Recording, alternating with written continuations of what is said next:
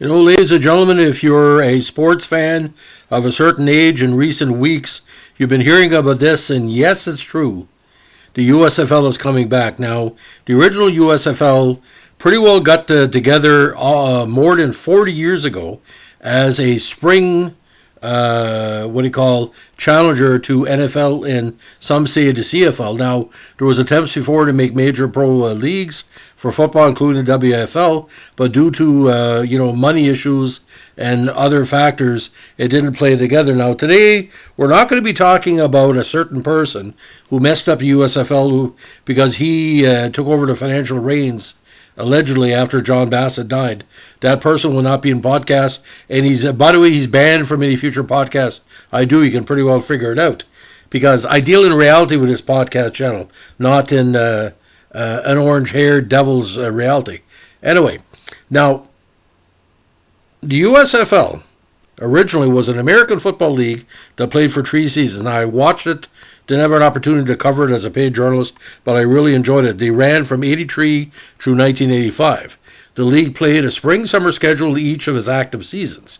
The 86 campaign was played in the autumn-winter of the league to compete against the NFL. However, the USFL ceased operations before that season was scheduled to begin. Now, the USFL took the NFL in court under antitrust law. They won, but they didn't win the reparations they thought they were due.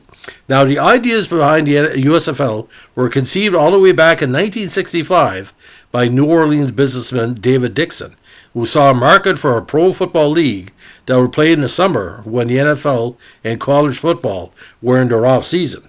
Now, Dixon had been a key player in the construction of Louisiana Superdome and the expansion of the NFL into New Orleans in 1967.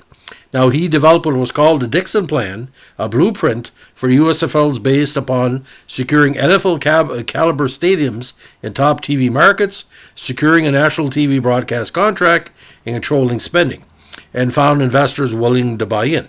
Now, at the time, ladies and gentlemen, you had NBC, ABC, and CBS, and a kind of a configuration of independence under the Metro Media company, so technically 3.5 networks. Now, the obvious one would be ABC, because at the time ABC was running Monday Night Football. They knew how the presentation could be done of what's called speedy football, which the USFL and CFL would play on a regular basis. Now, though the original franchise owners and founders of the league had promised to abide by the general guidelines set out by Dixon's plan, problems arose before the squads took the field, with some franchises facing financial problems and instability from the beginning. Due to pressure from the NFL, some franchises had difficulty securing leases in stadiums that were also used by NFL teams, forcing them to scramble to find alternative venues in their chosen city or hurriedly moved to a new market.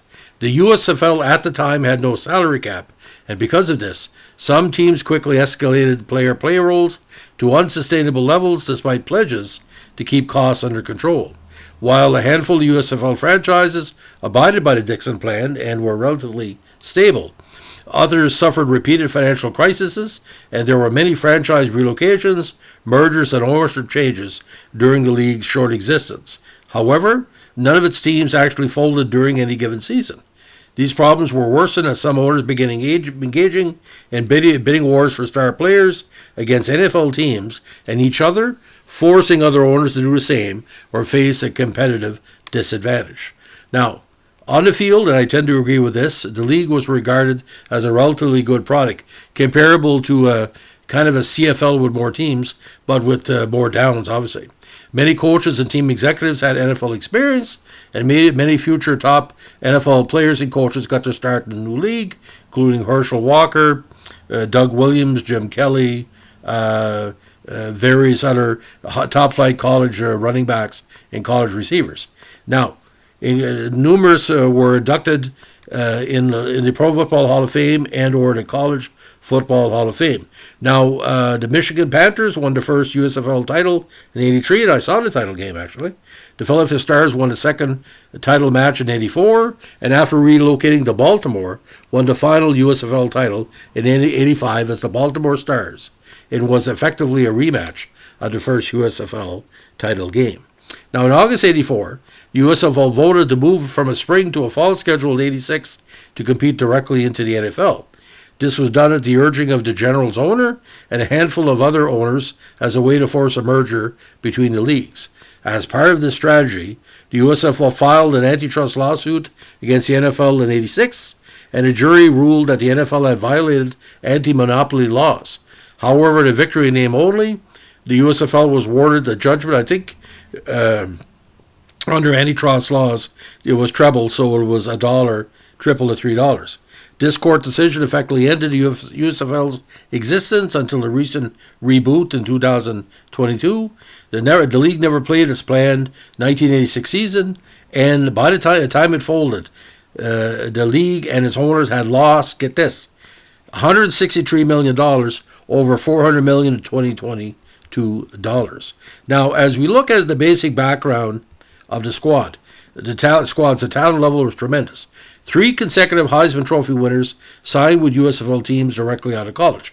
Now, get this. The CFL in the late 70s, early 80s were signing a lot of high U.S. draft picks or bringing in former stars into the CFL, including Ferragamo, Billy White Shoes Johnson, Fred Biletnikoff, and other top players, David Overstreet as well. Now, Georgia running back Herschel Walker and Boston College quarterback Doug Flutie signed with the Generals in back-to-back, and Nebraska running back, the very underrated Mike Rozier, signed with the Pittsburgh Maulers.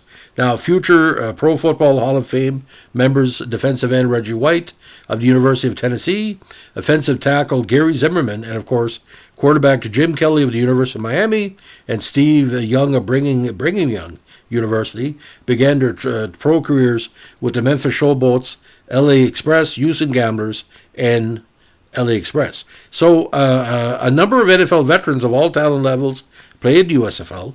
It is true that some NFL backups, such as quarterback Chuck Fusita and Cliff Stout, guard Buddy Adelite, and wide receiver Jim Smith, had limited success in the NFL before being major stars in USFL. However, many NFL backups struggled or did not make it in the USFL because there was a youth movement from college within there. Additionally, USFL also lured in NFL starters, including a handful of stars in the primes of their careers, including the 1980 NFL MVP Cleveland Browns quarterback Brian Sipe, who went to the Generals, as well as Buffalo Bills 3-time Pro Bowl running back Joe Cripps. Now, 3-time Pro Bowl safety Gary Barbaro also jumped from the Kansas City Chiefs.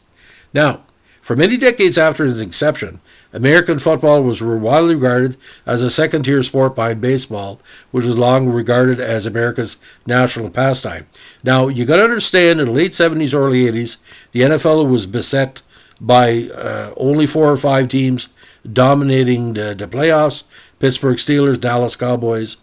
This was before Joe Montana even got strong. The NFL in a lot of markets was a number 3 market behind the NHL, if you can believe that. 2022, that's almost unheard of. As a result, the elite levels of American football lacked the financial wherewithal to consistently finance their own facilities and instead played primarily in ballparks, hastily repurposed for football. They didn't have their own fields, they didn't have their own they were playing in college venues or, baseball or other venues. However, since gridiron football in particular is responsible for excessive wear and tear in a grass playing field, baseball clubs were not keen to see football play in their parks throughout the entire baseball season. Thus, the need to use ballparks played a large part in ensuring that the NFL and early rivals would delay the start of their season until September, when the baseball season was winding down, thus affording baseball teams the exclusive use of their facilities in the spring and summer. Now, starting in the 1950s, a number of technological changes and trends eventually caused some to question the traditional timing of the American football season. In particular, football became more of a lucrative sport since the invention of artificial turf and developments in the growth and maintenance of natural grass made it more practical for baseball and football to be played at elite levels in the same facility at the same time. Olympic Stadium in Montreal is the example, the Astrodome, the Silverdome, all the key ones. Now, the increasing influence of television was a factor, combined with the prevalence of a farm system which Major League Baseball controlled the rights to baseball levels in all levels of play, which caused many minor league teams, some of whom played in large facilities that could be easily repurposed for Major League Football, to be much less lucrative in their own right. It was in this environment, in 1965, that Dixon, who was of all things an antiques dealer, would be instrumental in bringing the Saints and building their current home stadium, the Superdome, to his hometown. Now, he began to envision football as a possible spring and summer sport, just like in Canada. But in Canada, we go to about most times November, and we start in May, but it's a different format altogether. This was not the first time the USFL league name was even tried. There has been a previous short-lived attempt in 1945 to start up a league with that name, but never really got off the ground. Now, over the next 15 years, Dixon studied the last two challenges to the NFL's dominance of pro football: the successful American Football League and the troubled World Football League. Now, in 1960, the AFL started, but it was more of an open type of football compared to the slug-it-out NFL at that time. But in 1980, Dixon commissioned a study by Frank Magid Associates that found promising results for a spring and summer football league. He had also formed a blueprint for the prospective league's operations, which included early television exposure, heavy promotion in home markets, and owners with the resources and patience to absorb years of losses, which he felt would be inevitable until the league found its feet. He also assembled a list of prospective franchises located in markets attractive to a potential television partner. Now, at the time, ladies and gentlemen, the WHA had already been launched and failed. That was a factor as well, because some people felt kind of snake-bitten as to what was going on. But John Bassett was one of the good survivors of the WHA wars, and he played a huge factor. We'll get that in a second. Now, Dixon was well aware that many attempts to challenge the NFL had foundered due to financial troubles. The WFL, which rose and died quickly in the early to mid-1970s, was plagued by teams that were so badly underfinanced that they could not meet the most basic expenses. With this in mind, Dixon wanted to ensure that USFL teams had a wherewithal to put a credible product on the field. To that end, the league required potential owners to submit in a detailed due diligence and meet strict capitalization requirements. They were also required to post a $1.5 million letter of credit for emergencies.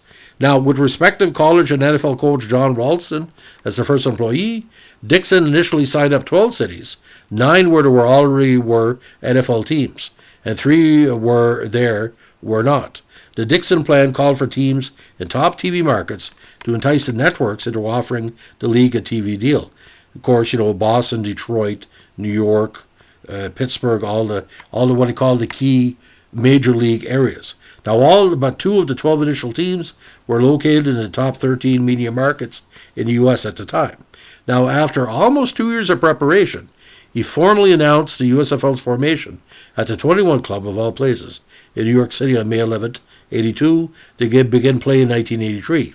ESPN president Chet Simmons was named the league's first commissioner in June 1982, thus the connection with ESPN. Now, according to Dixon's plan, if the league was going to be a success, it needed television revenue and exposure. In 1983, the league signed contracts with both over-the-air broadcaster ABC and a cable TV broadcaster, the 4-year-old ESPN, to televise games. The deals yielded roughly $13 million in 1983 and $16 million in 1984, including $9 million per year from ABC. ABC had options for the 1985 season at $14 million and 1986 at $18 million. Now, under the plan, each week there would be a nationally televised game, as well as USFL's own version of Monday Night Football, similar to ABC's Monday Night Football. Now, however, problems began very quickly. Like almost all startup pro football leagues, the USFL had some off-the-field factors that prevented the league from starting out with the preferred membership. The problem started when the original owner of the LA franchise, Alex Spanos, pulled out and instead became a minority owner, and eventually majority owner, of the NFL's San Diego Chargers. Jim Joseph, a real estate developer who had lost out to friend Tad Tobby for the USFL's San Francisco Bay Area franchise, had thought he would be content to be a part owner of the Oakland Invaders. When the potentially more lucrative LA franchise became available, Joseph snapped up the rights to the area. Now, the owners of the USFL San Diego franchise, cable television moguls Bill Daniels and Alan Harmon, were denied a lease for Jack Murphy Stadium. While there was a due part due to the pressure from the Chargers who played there, the main opposition came from the Major League Baseball's San Diego Padres, who held a full lease to the stadium at the time and did not want to see football played at the facility throughout the baseball season. Now, LA was also seen as critical to the league's success, and Dixon and Simmons felt that two cable moguls would be better suited to head the league's efforts there. Now, Joseph was forced to move his operation, and the team opened play in Phoenix, where it became the Arizona Wranglers. Daniels and Harmon's team became the LA Express, of course, where Steve Young had played for a little while. Now, the league's Boston franchise, the Breakers, also had stadium problems. The Boston ownership group wanted to play at Harvard Stadium, but were unable to close a deal with the university. Now, Sullivan Stadium at the time was owned by the Patriots, who were unwilling to share their venue with a rival, while Fenway Park was being used in the spring by the Red Sox and also was unavailable. Now, Alumni Stadium on the campus of Boston College, for reasons never made public, and we still don't know what happened, also declined. Finally, they were able to negotiate a lease to play at Nickerson Field on the campus of Boston University, a facility that seated only 21,000 people. Now, there were plans, again, to establish 4 franchises in my home country of Canada prior to the inaugural season, located in Vancouver, Edmonton, Montreal, and the Toronto-Hamilton Metroplex, with the last of these to play at Ivor Stadium. Now, the proposal was pushed by, God bless his soul, the late, great John F. Bassett. The Canadian would go on to own the Tampa Bay Bandits USFL team. However, Senator Keith Davey warned that the Canadian government would act to protect the CFL, the league in which all 40 aforementioned Canadian cities had teams in, from competition. Now, the Canadian Football Act had been proposed but not approved when Bassett had tried to establish the Toronto Northmen in the World Football League in 1974. Such legislation would have banned U.S. football leagues from playing in Canada. Now, there was American teams in the CFL for a while, but it didn't apply. You didn't want U.S. leagues, but he would take in U.S. teams, and it makes any sense. Now, at the time, in particular, Montreal's CFL team, the Concords, was on precarious financial ground, having just been reestablished to replace the recently folded Alouettes. This led Bassett to drop the idea. Now, once play actually started, the league experienced the same kind of franchise instability, relocation, and closures that almost all pro football leagues, including the NFL, experienced in the early years. Now, the first season of the USFL, leading into 84 and 85, there was a lot of CFL, NFL connections, a whole bunch of different people. But on the whole, the inaugural season was a success for the league. Attendance was in line with league expectations at about 25,000 fans per game, and TV ratings slightly exceeding projections. Now, the league had aimed for a 5.0, but he got a Nielsen rating of 6.1. Now, the brand of play, and I kid you not, was exciting and entertaining, and the 83 championships was generally recognized as being a more entertaining game than most of the Super Bowls of that era. Even in cities where the fans were not numerous, the fan base was passionate. The documentary Small Potatoes, Who Killed the USFL, made note of a regular season game in which Boston Breakers fans stormed the field following a come-from-behind victory at Nickerson Field. Now, the ESPN documentary talks more about this, but I think when the league really went downhill, the Generals were sold to the person I said I will never name in my column again, but you can pretty well figure it out. Now, the Breakers in the off-season 83-84 were unable to find a more suitable venue, and they eventually relocated to New Orleans in the off-season. Now, the Denver Gold moved as well, and out-of-control spending worsened, and the league also chose to expand league membership from 12 to 18 teams in the off-season, adding the Pittsburgh Ballers Houston Gamblers, San Antonio Gunslingers, Memphis Showboats, Oklahoma Outlaws, and Jacksonville Bulls. The Dixon plan called for expansion to 16 in the league's second year. The Outlaws were originally slated to play in San Diego, but as was the case with what became the Express, could not find a lease for Jack Murphy. The Outlaws opened play in Tulsa at Skelly Stadium, and the Gamblers were technically non-expansion team. Founder David Dixon had reserved a franchise for himself in founding the league. He had chosen not to field a team in 83 to help guide the league. By 84, Dixon was disgusted with the path the league was on, and the league owners were sick of Dixon's constant complaints about them overspending. With their blessing, he sold his franchise for slightly less than $6 million, and Dixon's franchise became the Houston Gamblers. Now, if you can find the tapes on YouTube and the documentary, the idea about the USFL, again, if they would have played with, 16 teams, even 12, like two divisions, like the CFL where, 3 teams on either side get in, they could have done that. But there were just basically a whole bunch of people who thought they're millionaires or people that were millionaires that were spending money willy-nilly. And like I said, if you're dating a gold digger, the first dinner doesn't get you, but the second and the third will get you. The first year was great, but by year 2 to year 3, and I could do 50 hours of podcast on why the USFL didn't work. But that first season, ladies and gentlemen, it was a glow to the league. Say like the gleam, like Shot and I used to say. The games were good. It was like an amalgam of the old WFL, the NFL of the early 70s, and the CFL in its prime years when Montreal and Edmonton were very strong. And that's, 1970 to about 1982. It was I don't understand why Warren Moon never was asked to go into USFL. That is a bizarre thing. Conrad Holloway as well, all the key. I really think if they would have brought in at least one Canadian team, but the thing is, in Canada, we're very protective. We see the CFL as cultural. We don't see it as a sports league. And to people in the States, I know that makes no sense. But the Canadians, the CFL, is almost like protecting the French language in New Brunswick and the English language in Quebec. It's part of our fabric. But go on YouTube and see the USFL and its announcers and the good games they had. But the stars, especially Tampa Bay Bandits, New Jersey Generals, to see a young Herschel Walker, Doug Flutie, seeing Brian Sipe go from Cleveland, New Jersey, Fusina, all the key players like their young Reggie White. I would give the league a 7 out of 10 because the product was on the field. But the problem is, you know what they call that chasing the check? The workers would get their checks and just race to the bank to make sure they got paid. I don't know if that's a story from the USFL. I think that's where it triggered. They were saying to meet payroll, there were, whoever could get there first. But ladies and gentlemen, if you're not a multimillionaire, like for example, the Woodstock Slammers in Woodstock, New Brunswick were bankrolled by one of the McCain family. I don't know how much money invested, but the reason why the team was active as it was and being successful, because we invested in a lot of capital, he wasn't making any money.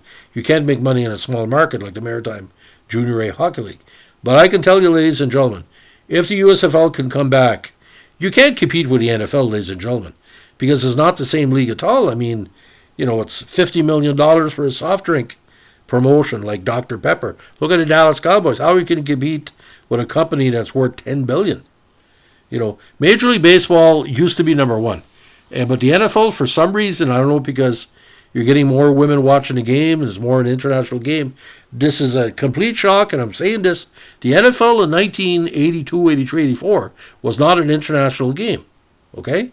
They had the fans in Canada and Mexico and other countries, but it wasn't to the level they're now. They're playing games in London, for God's sake. They were playing regular season games for Buffalo and in Canada. It's crazy. But all I remember, ladies and gentlemen, watching the USFL was kind of like, the feeling you get when you date someone new for the first time. That's what it felt like. It felt new, it felt original, it felt like the expectations were there. Could this be the one?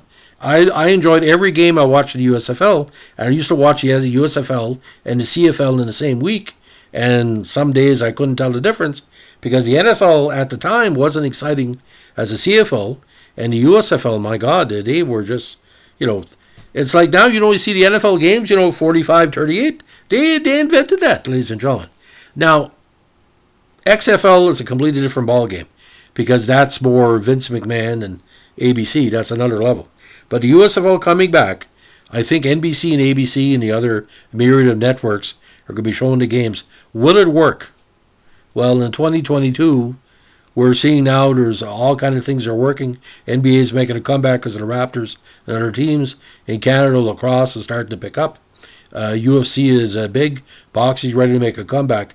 But with a myriad of networks now, you'll never see 5 million people watching the current USFL. You're lucky to get 3, but see, 3 is better than 1. What else are going to show on the ABC on the weekends, ladies and gentlemen? They have, they can't compete with CBS or NBC on weekends. Big Brother's proven that and other show, but anyway, it's all game shows and, American Idol or whatever. We don't talk about reality shows. So, ladies and gentlemen, if you have a chance, and if you were a USFL fan back in the day, let me know what you think. What was your favorite memory of the USFL? My favorite memory was watching the title game while I was visiting Toronto in 1983, and I have never seen, I think it was on City TV or Global. I couldn't believe it. I said, a title game, what's this? Because I never saw any USFL games. The Canadian networks wouldn't carry the games because on the weekends there was hockey and there was curling and different stuff. So CTV, I don't know why CTV never picked it up. So if you ever worked for CTV back in the day, tell me why they never picked up the USFL. Let me know. I would have watched. Anyway, thanks for listening, ladies and gentlemen. This podcast is dedicated to the late great John Bassett, who died of cancer during the time where he survived Harold Ballard, and he died from a terminal cancer diagnosis. We miss him an awful lot. He would have lived. He would have probably had an NHL franchise by now. And it's going to be a weird week when Mike Bossy passing away, Guy Lafleur not being not being well as well. Say a prayer for everybody, ladies and gentlemen, because by the end of the month, we could have, if Guy ever passes on, it's going to be like Maurice Richard, man. We're going to miss him. Anyway, so keep tuning in. If you like what we're doing with our podcast channel, give us a like, comment, and subscribe.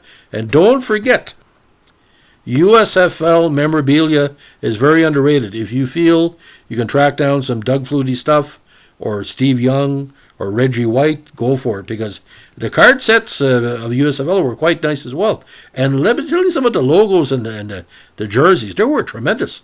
Like all the logos, like the mini helmets there, they were tremendous. But he lost out tons of money. He never sold, he could have sold helmets or shirts or gum, but, you can buy any team now. But back then, it was like 3 companies who were making. So anyway, thanks for listening. Bye.